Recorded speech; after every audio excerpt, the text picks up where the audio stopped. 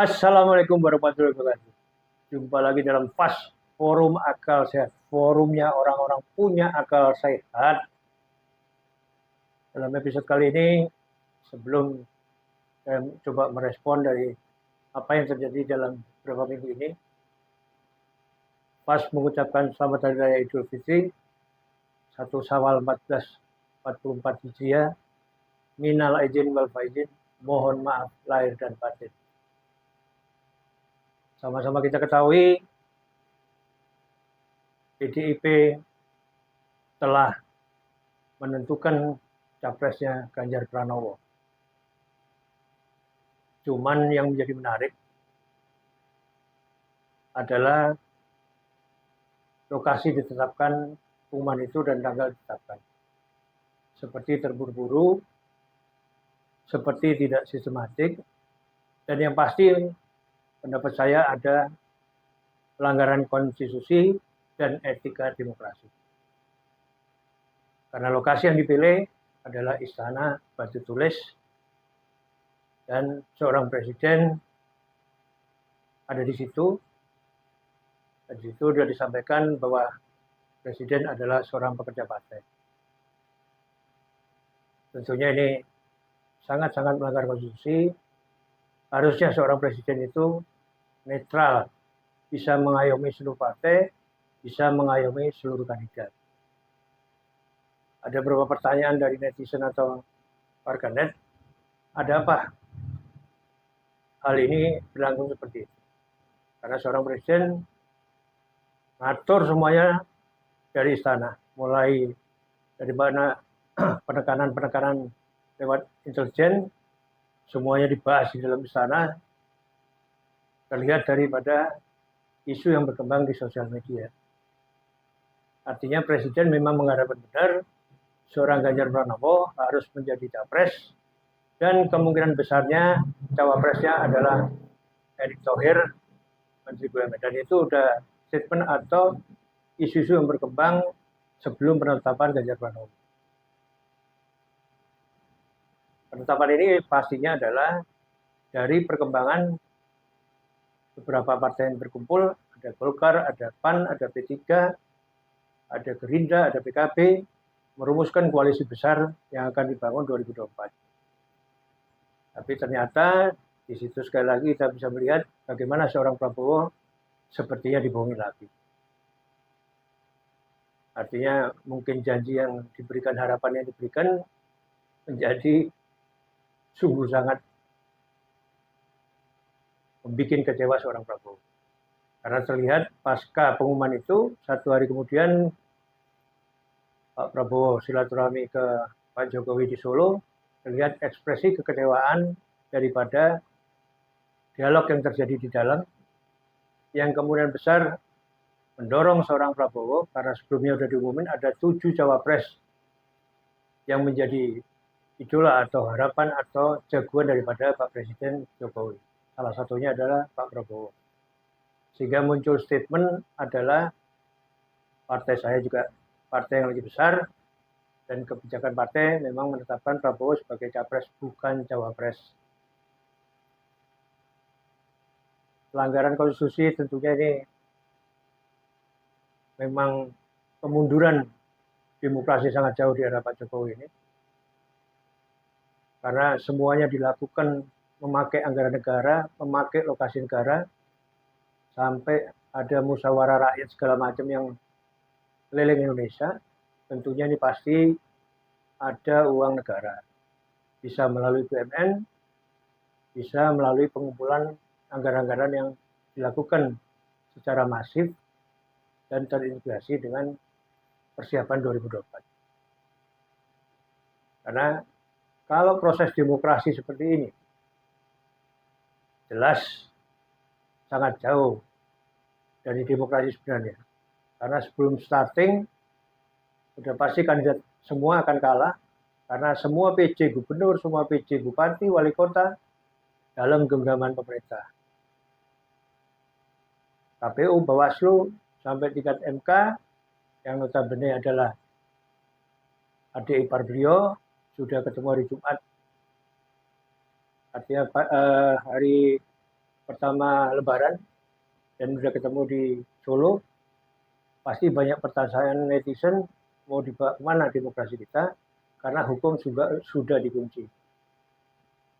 Artinya kekuatan luar biasa, karena di sebelah kiri ada Pak Tito Karnavian yang memang ditaruh untuk mempersiapkan itu semua. Di BIN ada Pak Budi Gunawan, sama-sama kita tahu kedekatan beliau dengan Ketua Umum PDIP.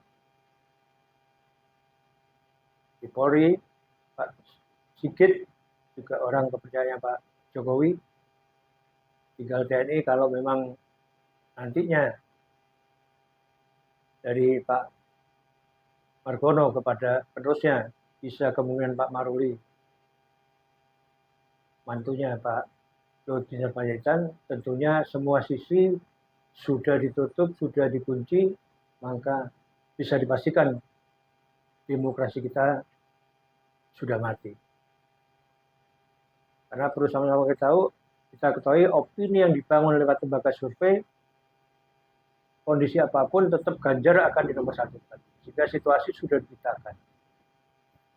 KPU juga tidak akan bergerak sebelum anggarannya diturunkan.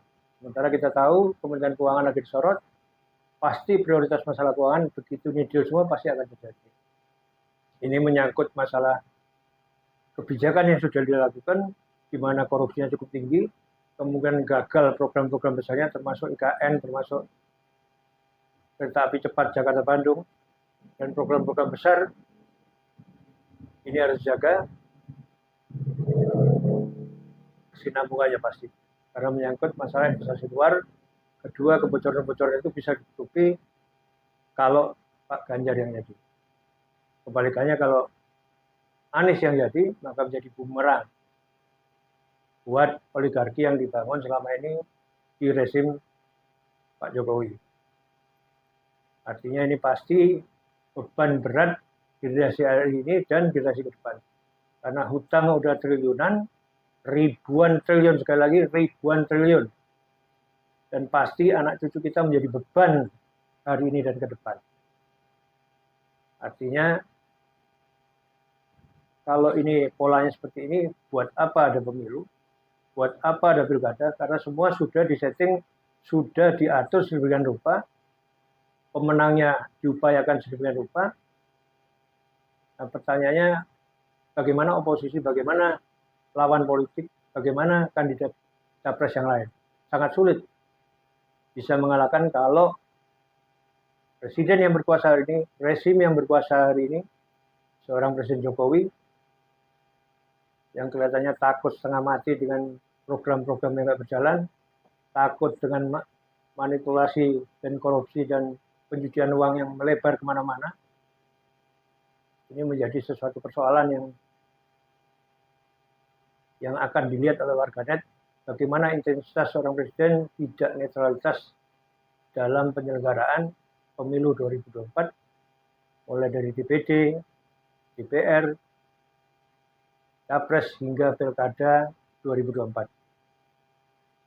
Pasti ada udang di balik batu, atau ada yang sesuatu yang disembunyikan, ada permasalahan besar, andai kata bukan orang generasi penerusnya, atau bukan orang pekerja partai, tapi pekerja rakyat, pekerja masyarakat, dalam hal ini pasti oposisi, atau pasti kandidat di luar oligarki dari Pak Jokowi. Karena kemungkinan 3 kandidat, kalau melihat posisi Pak Prabowo, maka kemungkinan Prabowo ini akan menjadi bumerang buat seorang Anies kalau memang bisa diloloskan. Karena sama-sama tahu persoalan Anies Baswedan akan dikunci lewat Partai Demokrat yang dipersoalkan di tingkat Mahkamah Agung. Artinya bisa maju atau enggaknya itu dinamika atau manuver yang pasti akan terjadi di beberapa bulan ke depan. Sekali lagi, ini sebetulnya bisa dikatakan pelanggaran konstitusi terberat di Republik ini pasca reformasi. Dan yang pasti etika demokrasi tidak berjalan semestinya. Seorang presiden harus netral di semuanya, tapi kecenderungan memihak, kecenderungan memilih, kecenderungan mendukung, supportingnya luar biasa, ini akan menjadi pencederaan demokrasi Indonesia.